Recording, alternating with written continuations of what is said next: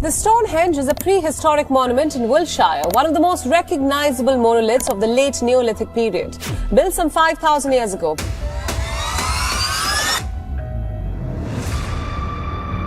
When AI re-examined Stonehenge, it discovered something nobody expected.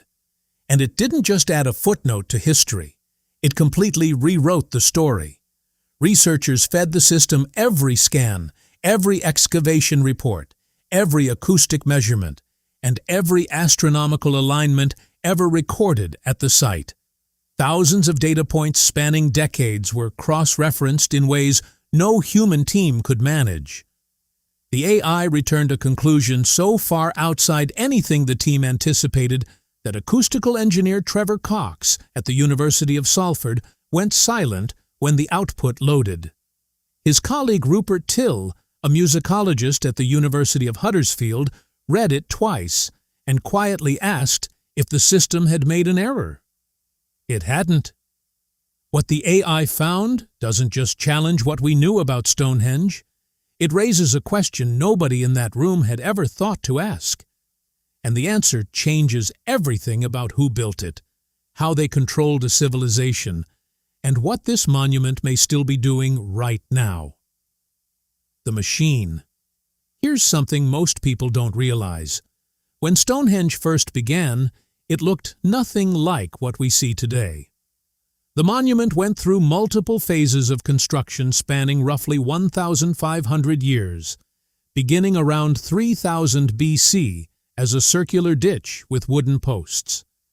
Over centuries, the builders dismantled it and rebuilt it again and again, each time moving stones, adding new elements, refining the design. Later, researchers noticed the stone count loosely corresponds with a 30-day month. Certain stones may mark the beginning of 3 10-day weeks. But the AI wasn't interested in calendar theories. It was searching for something nobody had thought to examine. When the system processed the complete archaeological record, geological surveys, magnetic field measurements, and engineering reconstructions, it detected a pattern. The stones weren't chosen for appearance. They weren't chosen for symbolism. Every single stone was selected for what it could do. Here's the catch. Each stone adds specific acoustic, magnetic, and resonant properties to a larger system. When the AI simulated how all these properties interact inside the circle, the result was far too precise to be coincidence. Stonehenge wasn't simply assembled. It was engineered to influence the human beings who stepped inside it. And we now have the science to show it. In 2020, Trevor Cox and his team at the University of Salford conducted the most detailed acoustic study of Stonehenge ever attempted. They built a precise 1:2 scale model using 3D printed stones, arranged in the exact configuration of the original monument, placed it inside a specially designed acoustic chamber, and ran hundreds of tests, voice recordings, musical instruments, frequency sweeps across the entire audible spectrum. What they discovered stunned them. Inside the stone circle, voices sounded fuller, richer, more powerful than anything Neolithic people would have experienced in everyday life. Sound didn't scatter and disappear the way it does in open fields. It stayed together.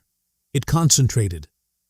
Drums created vibrations that surrounded listeners from every direction, producing what Cox later described as an almost immersive wall of sound. But here's the detail that stopped the team cold. Despite the massive stone surfaces surrounding them, there were no echoes. None. The inner stones disrupted sound waves from the outer ring in a way that removed sharp reflections completely. You don't eliminate echoes by accident. You eliminate them through engineering. Someone designed this, and get this, that's still not the disturbing part. Rupert Till, a musicologist and acoustics researcher at the University of Huddersfield, expanded on Cox's work by studying the Welsh bluestones themselves.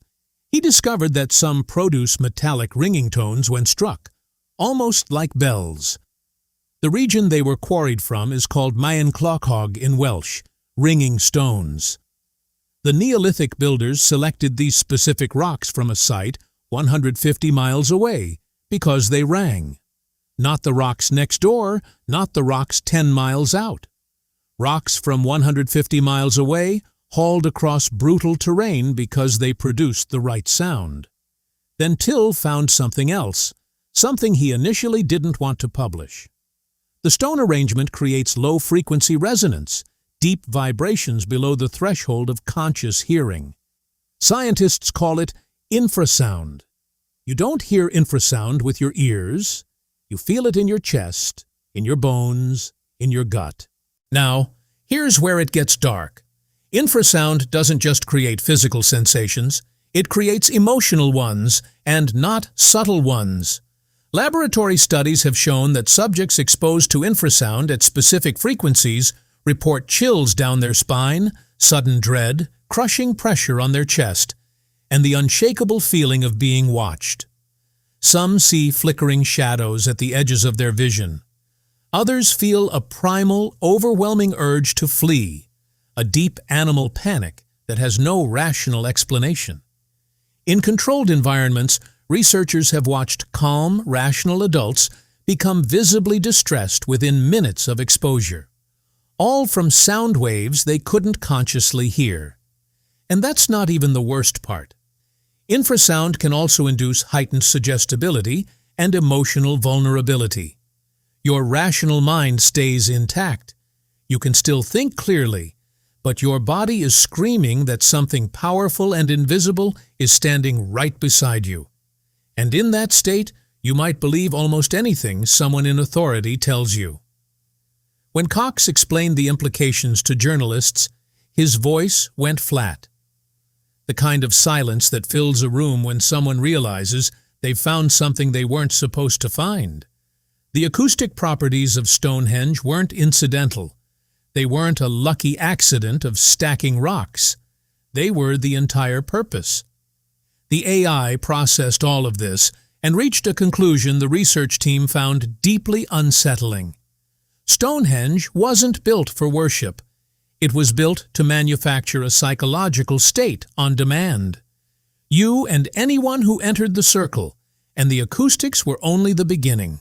If you're starting to realize that everything you learned about Stonehenge was fundamentally wrong, hit subscribe because the data gets much darker from here.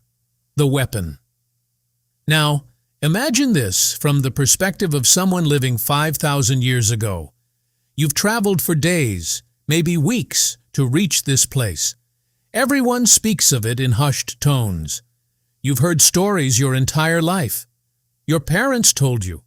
Their parents told them. The place where the gods speak. The place where the earth hums with voices from beyond. You arrive exhausted, hungry, already overwhelmed. You see the stones rising against the sky, impossibly massive, arranged in patterns that pulse with meaning you can't quite grasp. You enter the circle at sunset, when the light bleeds red across the horizon.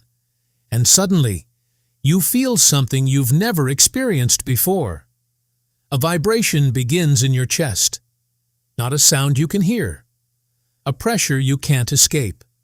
The air thickens. When the priests speak, their voices don't just reach your ears. They surround you. They fill the space between your thoughts. They seem to come from everywhere and nowhere, from the stones themselves, from the ground beneath your feet, from inside your own skull. Your heart races without reason. Your skin prickles with electricity that has no source. A wave of nausea rolls through you, then passes, replaced by something worse. A sense of absolute smallness, absolute vulnerability. Every instinct screams that you're in the presence of something beyond human, something divine, something that could destroy you with a thought. And then the priest tells you the gods demand your grain, your labor, your children for their service. You believe it, not because of faith, not because of tradition, but because every cell in your body is confirming it. The terror isn't in your mind. It's in your bones. And you would do anything, give anything to make it stop. But here's the deal. You weren't imagining any of it. The stones were doing it to you. The builders weren't primitive architects stacking rocks and decorative circles. They were masters of acoustic engineering and human psychology, operating at a level we're only now beginning to understand. They knew that a man who feels terror in his bones will believe anything you tell him about gods and punishment, and they built a structure that could manufacture that terror on demand. Not once, not for special occasions. Anytime they needed compliance, anytime they needed obedience, anytime they needed someone to believe, they had the machine. So, if Stonehenge was a precision instrument for rewriting human emotion, a weapon disguised as sacred architecture, the next question kept the research team awake for weeks. Where did all the parts come from? Because the builders didn't use local materials. They went to extraordinary, seemingly impossible lengths to acquire specific stones from specific places. And when the AI traced the origins of every component, it found something that shouldn't have been possible: the impossible journey. The smaller blue stones weigh between 2 and 5 tons. The sarsens weigh up to 25. For generations, scholars debated whether glaciers pushed these rocks into position or whether human determination alone was responsible. The AI settled that debate in weeks. By processing thousands of geological surveys, transportation studies, and environmental data sets, the system mapped the exact origin of every stone.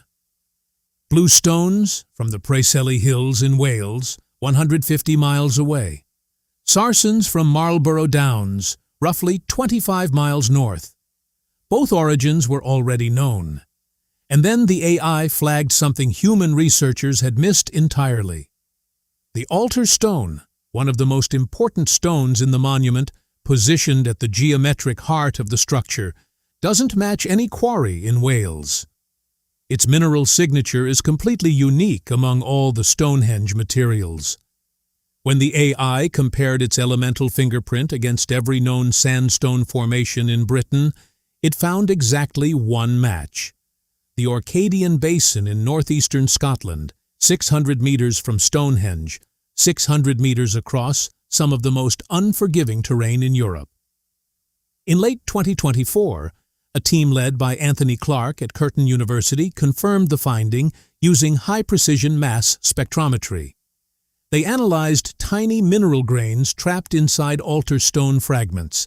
Some dated between 1 and 2 billion years old, others around 450 million years. This specific mineral fingerprint exists in only one geological formation on Earth: Scotland's ancient Orcadian sandstone deposits. The match was unmistakable. Dr. Robert Ixer of University College London, one of Britain's foremost geological analysts of Stonehenge, called the results unprecedented. He went quiet for a long moment before saying what everyone in the room was thinking. Moving a 6-ton block across the full length of Britain with Neolithic technology bordered on impossible. And get this, Professor Chris Kirkland laid it out plainly. The builders almost certainly used marine transport, guiding massive stones along hundreds of kilometers of rugged coastline using boats, tidal patterns, ocean currents, and navigation skills that nobody believed Neolithic people possessed. Open ocean navigation in vessels made from animal hides and timber, launching multi-ton cargo from rocky shores into unpredictable Atlantic swells. Timing departures with tidal windows lasting mere hours, navigating around headlands where currents could crush a boat against cliff faces. One miscalculation, and the stone, along with the entire crew, would vanish beneath the waves. And they did this not once, but repeatedly over generations.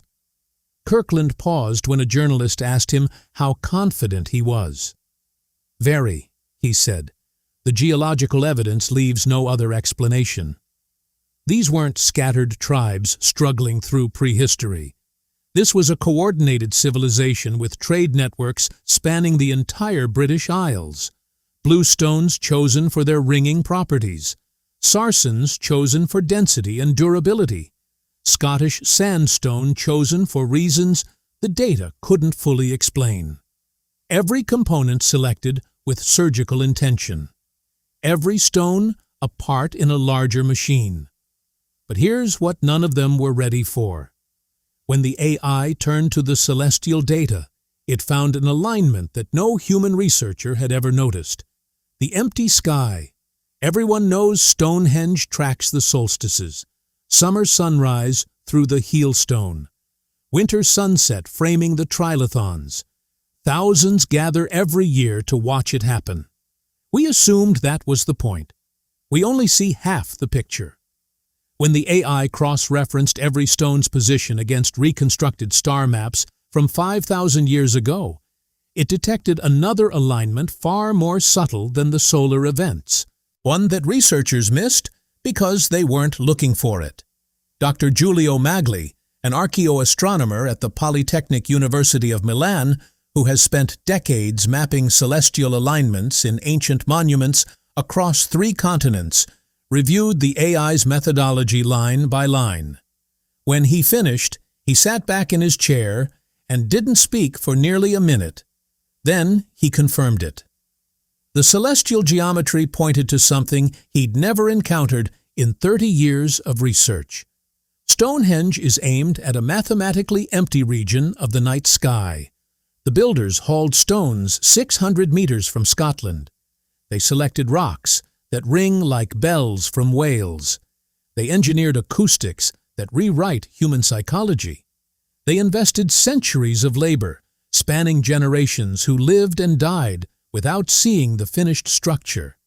And they pointed their creation at nothing, a patch of absolute darkness. No star shines there. No planet moves through it. No constellation forms within it. Every other major alignment at Stonehenge tracks something real. The summer solstice, the winter sunset, the extreme positions of the moon. This alignment points at emptiness.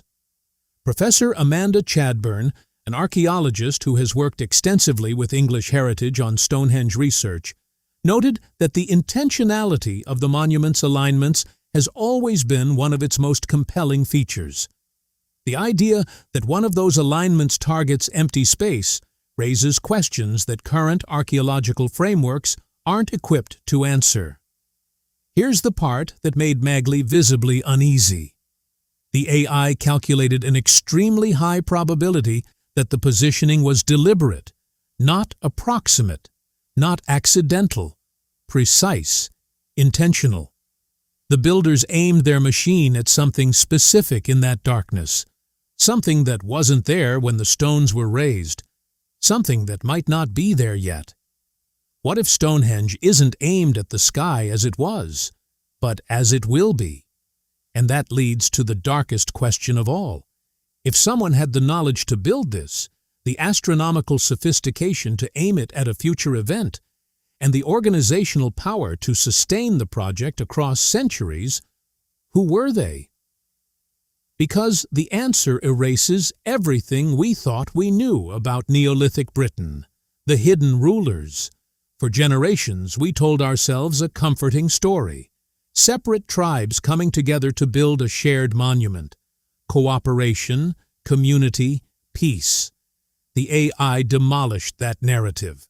A structure requiring this level of precision, this volume of labor, this length of sustained construction cannot emerge from tribes working cooperatively. Mathematics doesn't allow it. Building Stonehenge required centralized authority. Someone capable of commanding massive labor forces across multiple generations. Someone who understood astronomy, geology, acoustics, and human psychology at a level we're only now beginning to appreciate. The stones from Wales, Marlborough, and Scotland weren't gifts between allies. They were tribute from subordinate groups, resources demanded by force or maintained through fear. The AI estimated thousands of laborers across several generations. People born into the project. People who spent their entire lives hauling and shaping stone for a purpose only the ruling class understood. That's not cooperation. That's compulsion. Now here's the most chilling detail. There are no signs of large-scale warfare from this period. No battlefields, no fortresses, no mass graves, just perfect, silent organization spanning centuries. The kind of control that doesn't need armies because it has something more powerful. A machine that manufactures belief and terror on demand. Who would dare rebel against rulers who could summon the voice of the gods themselves? The elite didn't threaten violence. They simply brought people into the circle, let the stones do their work, and spoke on behalf of the divine. The machine made resistance impossible. And that machine is still running. The countdown. In 2024, something happened that researchers had been waiting nearly 2 decades to witness. A major lunar standstill. An astronomical event occurring roughly every 18.6 years when the moon reaches its most extreme positions on the horizon. The last one happened before most of the current research team began their careers. English Heritage organized an observation team at Stonehenge for the event.